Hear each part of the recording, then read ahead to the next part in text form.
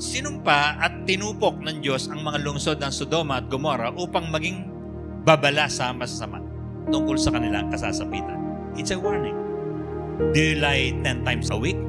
Warning. Babala. Kung hindi, makakasaras ka ng sumpa at pagtupok. So other nations have advanced the judgment of the Lord or the wake-up call from the Lord or the warning from the Lord for us. Para po matuto pala tayo na, uy, hindi pala pwede gino-joke-joke to. Okay?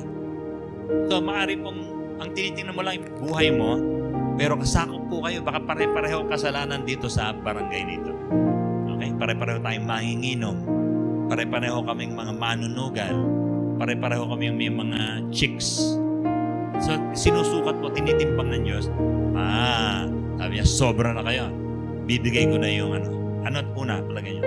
Warning. Pangalawa, wake-up call. Pangatlo, todo na. Our God is a consuming fire. He destroys nations who do not honor Him. Today, we must be in the attitude of thanksgiving. Sabihin natin sa Diyos yun, Panginoon, salamat po. Hindi na po nagugutom mga Pilipino ngayon. Amen? God has blessed us beautiful farms. Masasagana. At dahil po dito, dapat isa sa katangian natin, nag-share ng blessing talaga. Natin ko kwento sa mga tao, inaabutan natin ang tulong yung mga tao. God wants to destroy nations who are evil. Are you with me?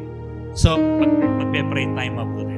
We are building not only your family, not only your personal life, but the nation.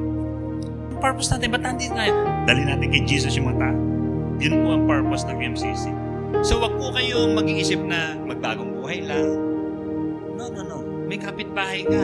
Hahatakin tayo pababa. Dudurugin ng Diyos yung bansa natin. Lead people back to God. Amen? So, we have to have experience so that we will grow as a gospel worker.